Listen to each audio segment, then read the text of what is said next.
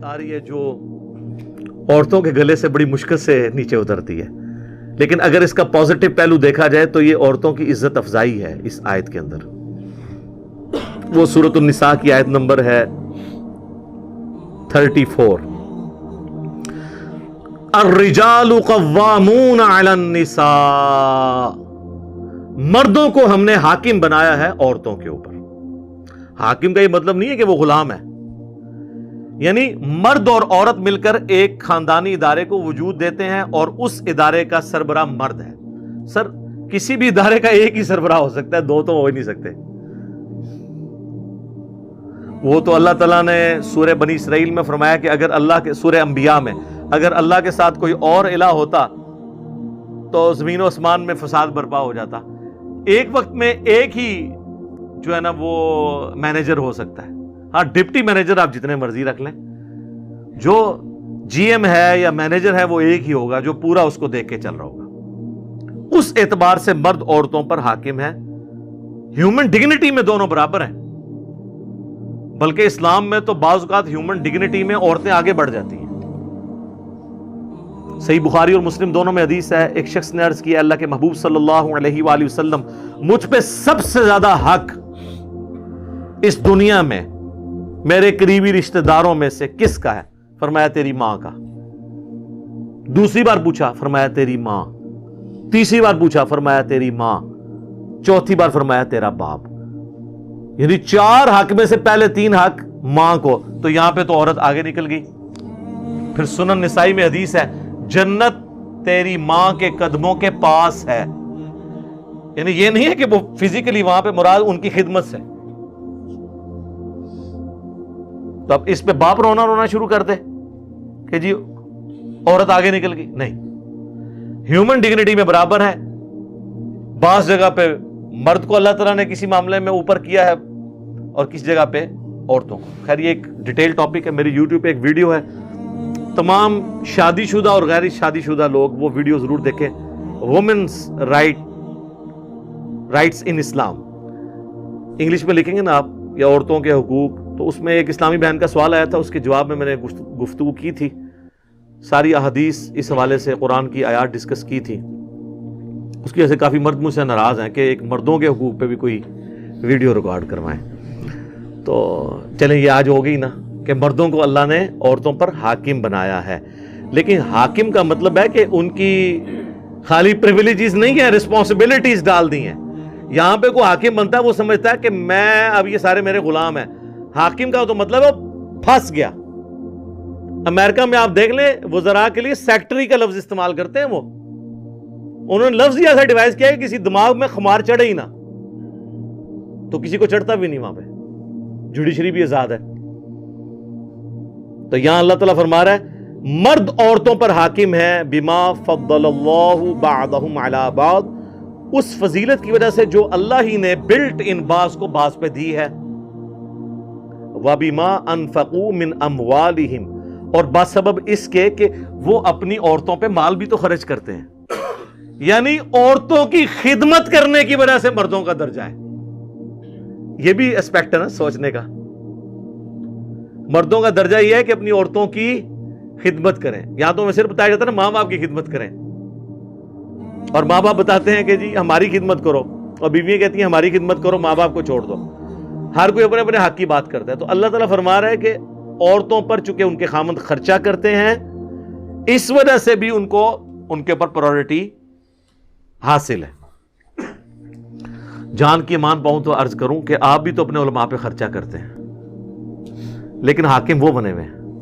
ہونا تو چاہیے کہ وہ آپ ان کو اگر پوچھیں بھرے مجمع میں کہ سر یہ ایسے کیوں ہیں، تو وہ آپ کو جواب دے ہوں، نہ کہ یہ کہیں کہ آپ ذرا کمرے میں تشریف لیں۔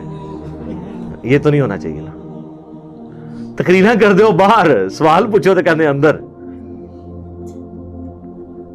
تو اللہ تعالیٰ فرما رہا ہے کہ چونکہ وہ خرچ کرتے ہیں تو یہ ایک اللہ تعالیٰ نے ان کو، اور اللہ نے فرمایا یہ ہم نے بعض کو بعض پہ فضیلت دی ہے، تو یہ اللہ کو کوئی چیلنج نہیں کر سکتا، یہ مورل لاز اللہ کے بنائے ہوئے ہیں۔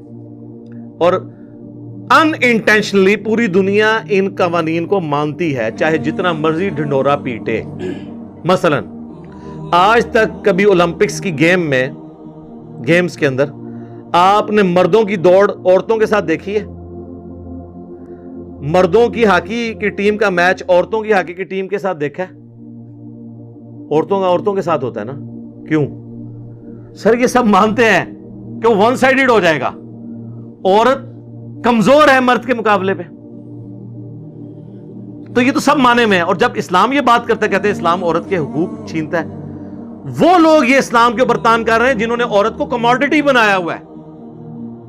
بلیڈ کے اشتہار میں بھی عورت دکھاتے ہیں. عورت کو انہوں نے ایک کموڈٹی کے طور پر, نمائشی طور پر, کوئی عزت نہیں ہے.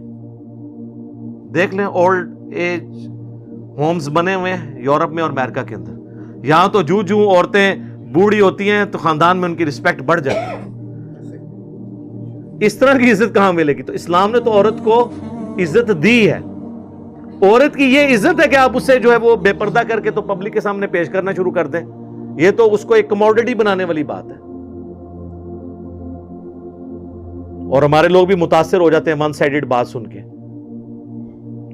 میں کہتا ہوں جی سب کانٹیننٹ کی جو عورتیں ہیں نا جی, یہ تو ملکہ برطانیہ وہ لائف نہیں انجوائے کر رہی جو یہ کر رہی ہیں.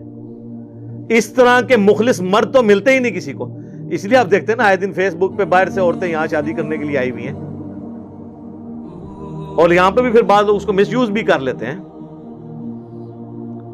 ادھر تو مخلص عورتیں بھی مل جاتی ہیں اکثریت, اور مرد بھی.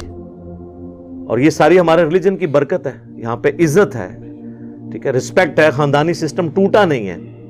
تو یہ اللہ تعالیٰ ہمارا, یہ ہم نے فضیلت دی ہے. ہمارے بتایا یہ مانی تو سب نے ہوئی ہے. وہ کہتے ہیں نہیں فلاں عورت آپ دیکھیں وہ اتنے مردوں کو پیچھے چھوڑ گئی. سر ایک آدھ سے نہیں ہوتا یہ طریقہ. گورے پھر اپنے آپ سے خود سیکھیں. جب انالیسس کیا جاتا ہے نا تو پھر آپ نے ڈیٹا اکٹھا کرنا ہوتا ہے, اور ڈیٹا اکٹھا کرنے کے بعد آپ نے ایک رزلٹ پہ پہنچنا ہوتا ہے کہ میجورٹی کیس میں کیا ہوتا ہے. وہ کہتے ہیں جی وہ ہمارے محلے میں ایک بابا ہے جو جوانی سے سگریٹ پی رہے تھے, وہ 80 دا ہویا ہے جی, انہوں کوئی بیماری نہیں. انج نہیں, 100 بابے 80 سال کے نکالیں جو بچپن سے سگریٹ پی رہے ہوں, تو آپ کو پتا چلے گا وہ ایک ہی 80 تک پہنچے, باقی سارے 60 سے پہلے ایکسپائر ہو گئے. ایک چیز کو دیکھ کے ڈیٹا نہیں بنتا کہ آپ ایک کو کنسیڈر کر کے. تو اس طرح آپ اگر کوئی بے نظیر بھٹو کی مثال دے کے تو یہ کہ پاکستان کی ساری عورتیں اتنی انٹیلیجنٹ ہوتی ہیں, نہیں.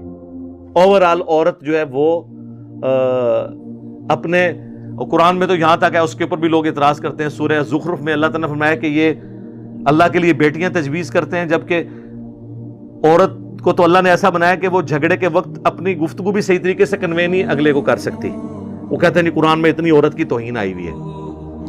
سر بے نظیر سے زیادہ کانفیڈنٹ لیڈی میں نے نہیں دیکھی. مجھے کئی سینئر آرمی کے آفیسرز نے بتایا کہ باقی پرائم منسٹرز کا تو ہمیں نہیں پتا, لیکن جب بے نظیر پرائم منسٹر تھی نا تو ہم پوری اپنی وہ پریزنٹیشن تیار کر کے آتے تھے, اور اس کی اتنی یادداشت تھی کہ وہ جب پریزنٹیشن دیکھتی تھی نا تو کہتی تھی 3 سلائیڈ پیچھے جاؤ, فلاں جگہ یہ کاما غلط ڈالا ہوا ہے, یہاں پہ اسپیلنگ غلط ہے, اس کا اس کے ساتھ ربط نہیں بن رہا.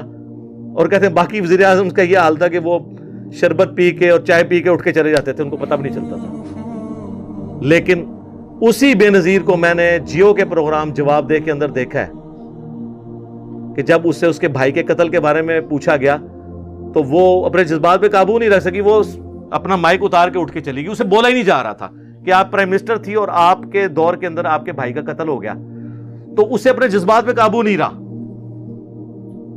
حالانکہ اتنی کانفیڈنٹ لیڈی. تو اوورآل عورت کو اللہ نے کمزور بنایا ہے, رقیق القلب بنایا ہے. آپ دیکھیں عورتوں کو رونا جلدی آتا ہے بچوں کی طرح ایز کمپیئر ٹو مرد. کہتے ہیں مرد کو درد نہیں ہوتا, لیکن ہوتا ہے درد مرد کو بھی.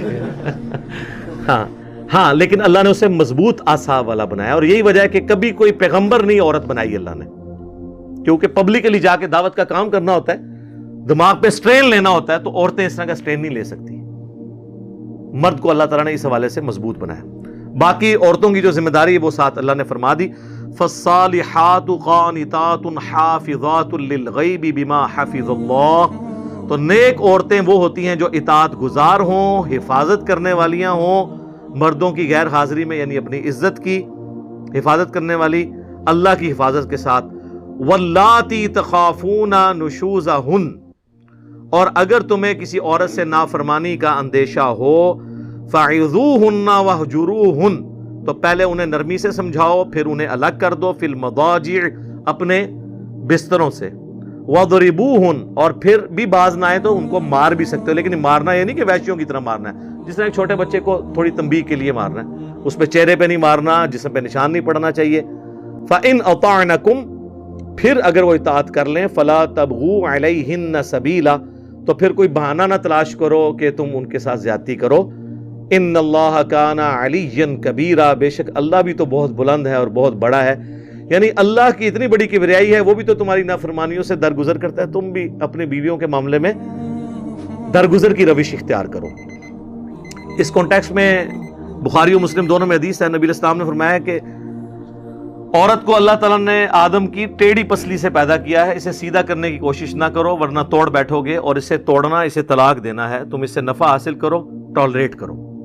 صحیح مسلم میں حدیث ہے، کوئی بھی اپنی بیوی سے مومنہ سے بغض نہ رکھے۔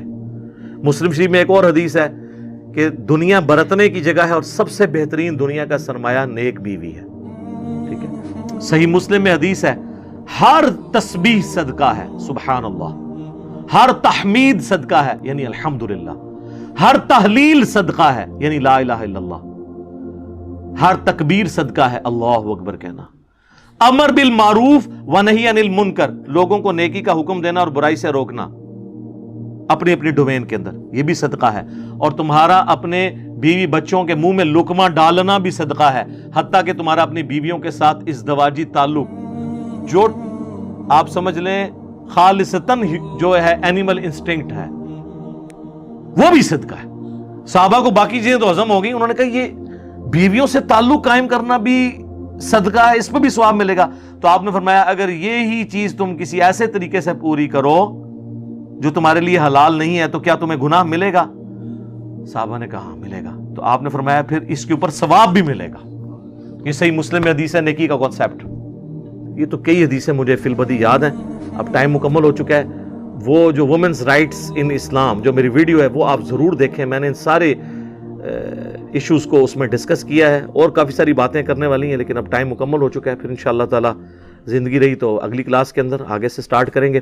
اللہ تعالیٰ سے دعا ہے جو حق بات میں نے کہی اللہ تعالیٰ ہمارے دلوں میں راسخ فرمائے، اگر جذبات میں میرے منہ سے کوئی غلط بات نکل گئی تو اللہ تعالیٰ ہمارے دلوں سے ہی اسے محو کر دے، دھو دے، ہمیں معاف بھی فرما دے، ہمیں کتاب و سنت کی تعلیمات پر عمل کر کے دوسرے بھائیوں تک پہنچانے کی توفیق عطا فرمائے۔